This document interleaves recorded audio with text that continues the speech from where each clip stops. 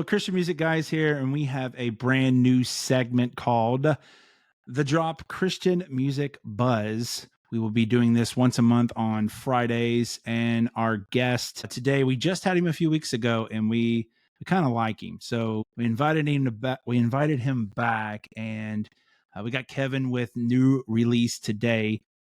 Single space, nothing is spaced there. It's all together. New Release Today. He did it. It was that last episode did go viral. It had like what 3-4 million views, and so we thought we should do this again. Yeah, Joe Rogan actually called, and he's like, "Dude, I gotta have him on my show." Well, you know, we do what we do. It reminds me, you saying that is so funny because it reminds me of like one of our very early episodes. We had Bob Smiley on, and we were feeling kind of confident because that time, like we knew how to actually record a podcast. Like we felt like professionals. And we had like a couple hundred streams, or I don't even know. And he goes, "Well, I'm glad to be on your podcast, and I'd like to say hello to both of your listeners." And I was just like, it was so awesome.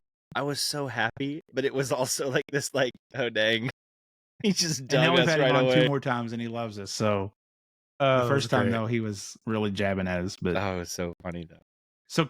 So Kevin, you guys are one of the largest Christian music online platforms. You share, like, you know, if you did not listen to the interview, we'll just recap a little bit about New Release. They do all kinds of stuff. They do windows. They do remodels. Anything that pays the bills now. They cover a lot of Christian music news. They're getting to the music scene. They have their own artists and all kinds of other stuff.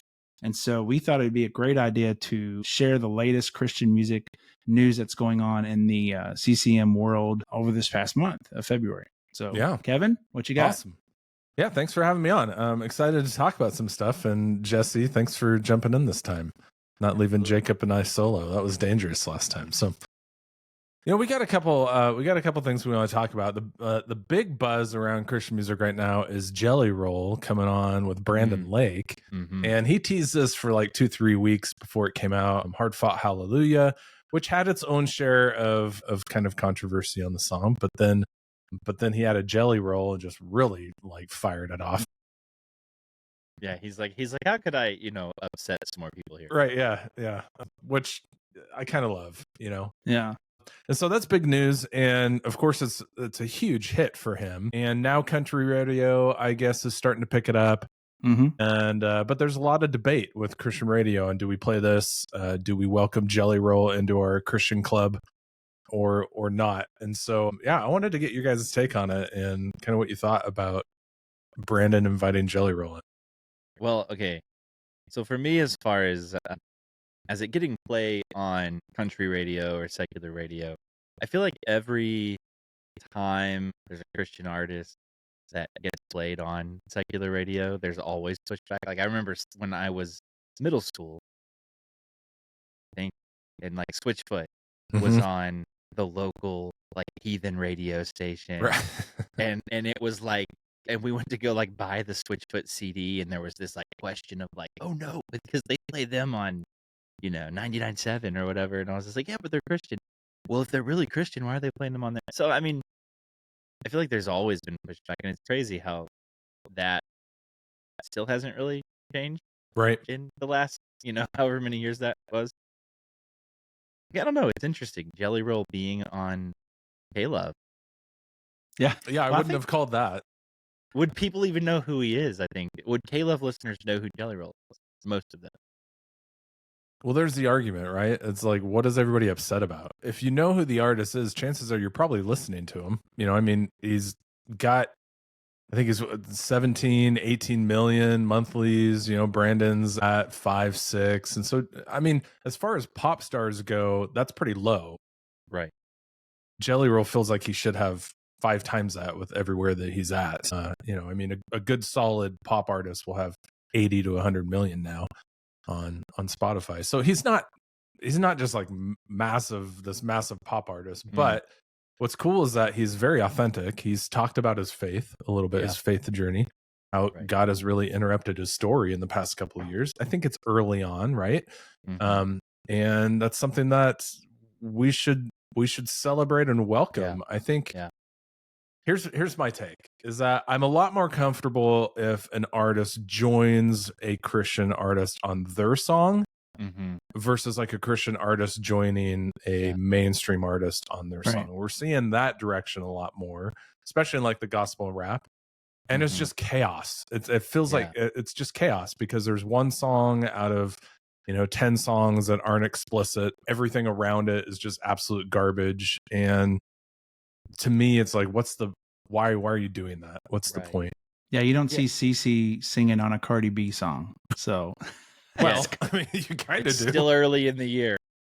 No, I mean, Kurt Franklin and Maverick City Music, and I think it was Kira Sheard did a song. I could be getting the last one right. I mean, they did a song with some other. So I sent Kevin an article earlier. Jesse, I don't know if you saw it, but a guy from Way FM wrote the article, and he said, Mercy Me was on secular radio with Lauren Daigle. He mentioned Switchfoot, but he also said, what's the issue at Christmas time?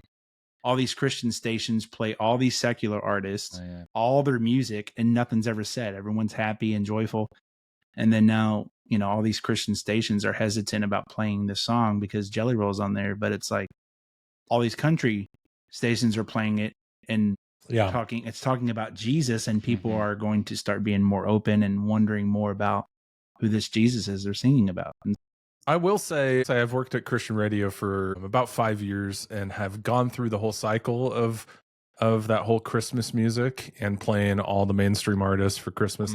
There are always probably like 10 to 20 people who call in and write in and go, "Why are you singing about Santa, not Jesus?" And just like, okay, move on. I mean, you're always going to upset people. Can we stop making decisions based on people who squawk and complain and just unapologetically go after some ministry?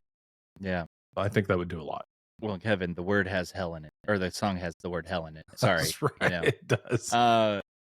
Multiple times. I'm reminded of, just like I've heard, Dallas Jenkins with The Chosen talk about this a lot of times because people give pushback about him having a lot of non-Christians that are working on The Chosen, and he's just like, this is the industry that we're in, and we should, like, we want the best of the best, and we don't, they don't want to compromise on, their message. But also, like, anyone who's been around Nashville or even looked into the behind the scenes on the making of an album, there's no way in the world that every producer, every studio tech, every person that's involved with a touch of a Christian album is a believer. Right. And so at what point do you draw the line? It's not like Brandon's handing Jelly Roll a microphone and saying, "Hey, bro, preach the gospel at all of my concerts," like, because you have sound doctrine.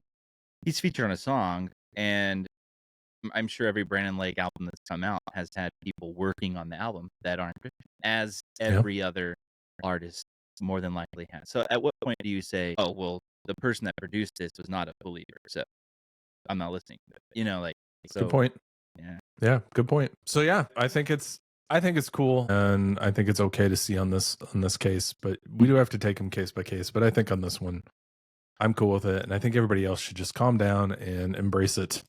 It's a good thing, in my opinion. Well, another headline in the past couple weeks has been Lauren Daigle. She, speaking about artists going out there into the world, she was featured on the Super Bowl, singing not the national anthem. I think she sang America the Beautiful. Yeah. Yep.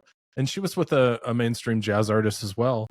I thought she did a beautiful job. She did an amazing job. I was saying knocked it out of the park, but that's the other sport, and so that's not football. That's the other one. The field goal, touchdown. Yeah, she kicked a field goal.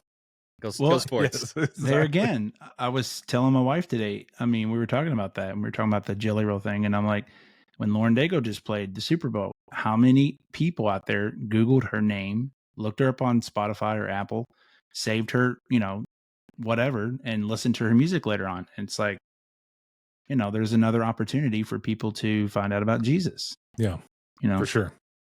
And as far as I'm concerned, I don't keep up with any jazz artists, so I wouldn't have been able to tell you if that guy was a Christian artist or not, because I don't know anything about jazz art.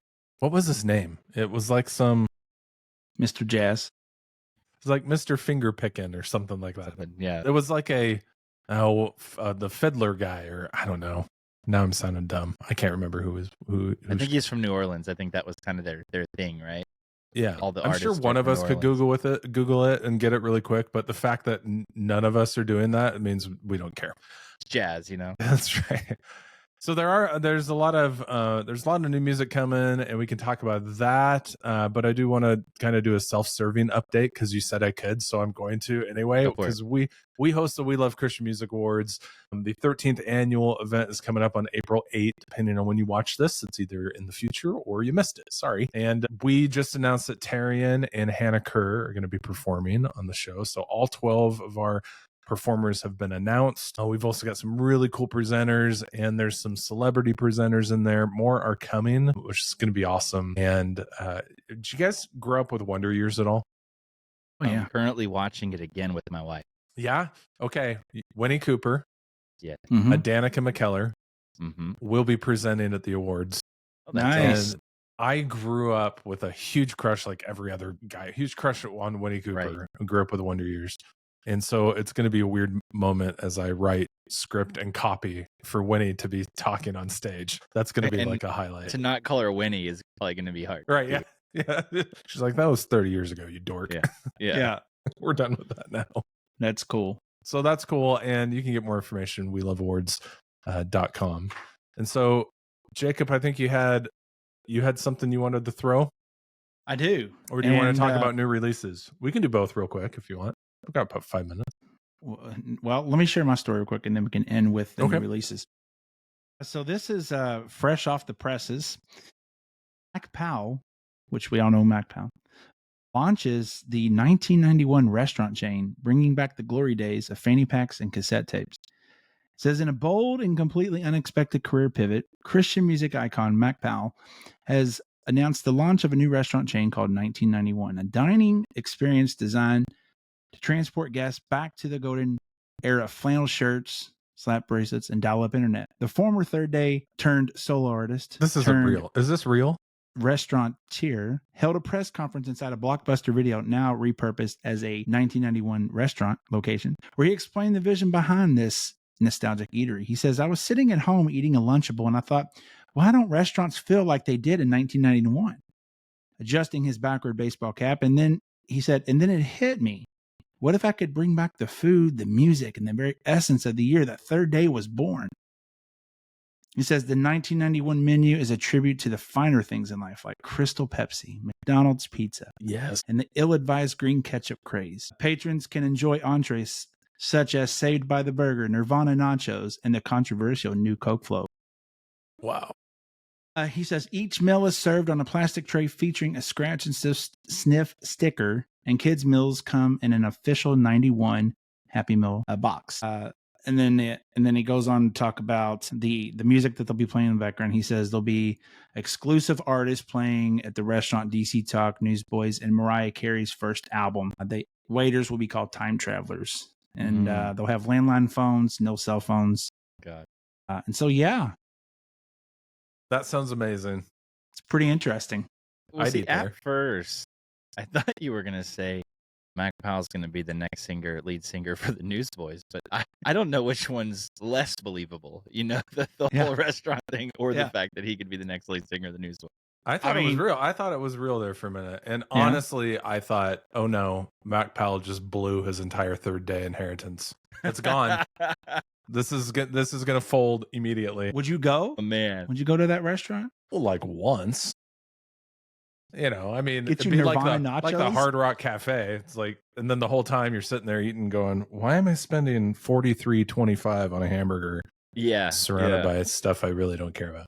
Okay, you had me going. I was with you, Kevin. I was like, that kind of sounds like I could hear this being a thing, until he said it took place in a Blockbuster. And then I was like, oh, this is AI. Yes. This is Chat GPT. I was like, oh, hold up. So what was that? Because we're getting ready for April Fools at New Release Today, and this kind of got me all excited. What was it? Yeah, where'd you get that? It was fake news. Yeah, but From where? where? What's the source? From me. From you. From me. You're hired. In related news, Jacob is now working for New Release Today, writing fake news. Green ketchup. It was fake news. It was fake news. I love it. That's awesome. Well, I can't say that on here, but yeah, I used to work for another news outlet, and now I don't. So Wow. That was Now I'm on beautiful, the Christian Jay. music guys. Good job. So Kevin, new releases real quick. Yes, stuff coming up. I think we've got Toby Mac announced a new album, but I would say like he's actually doing some really cool creative stuff again. Like this, what he's released so far has been really, really solid. So that's 3-7. Bodie has a remix EP, and I love the first single. He did the Whisper in the Wind, and he did a remix with like Gracie Binion, I think. His style is so different. It's but so I love good. it. Yeah, and he's all over the place. Worship, He's pop, got, like, rock, yeah. rap. That's coming out in 3/7/2, and then Switchfoot announced that they're back in the studio with the same producer that did one of their albums that won a Grammy. And it was like 14 years ago. It wasn't Hello Hurricane. I know it wasn't Beautiful Letdown because that was 20 years ago. Yep. Which one was it? Which that's their favorite album. Yeah. Or my favorite album. I could Google that too. I'm not going to. Isn't the Legend? It was Hello Hurricane. Okay. Oh, yeah. Okay. And they won a Grammy for it, which I'll never understand.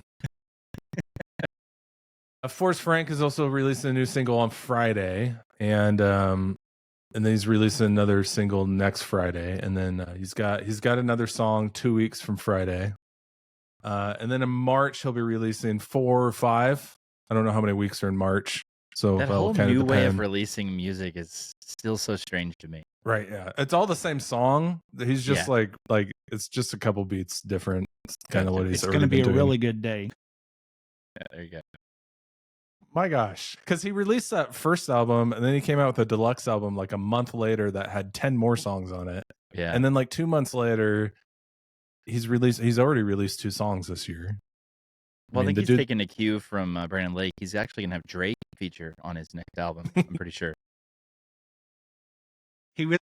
That's all I got. Oh, that sounds amazing, Kevin. We appreciate it. Man, it seems like we've only been talking for 5 minutes, but here we are in almost 20 minutes, and you got to go see a movie tonight and enjoy yourself. Thank you. The Drop, Christian Music Buzz, that's what's going on in the CCM world. We'll be back next March, or the end of March, and so be tuned for that. New right. release today. Their new release, We Love Awards, is We love April. Christian music.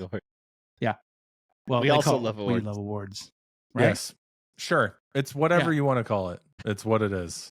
That's The what Grammys. it is Just now. call it the Grammys. It's the Grammys. Yeah, that's right. We Love Christian Music Awards, April 8th. Come out in April zoos, 8th. Franklin, Tennessee. There you go. Awesome. All right, Well, man. Kevin, appreciate you, man. Thank Sweet. you.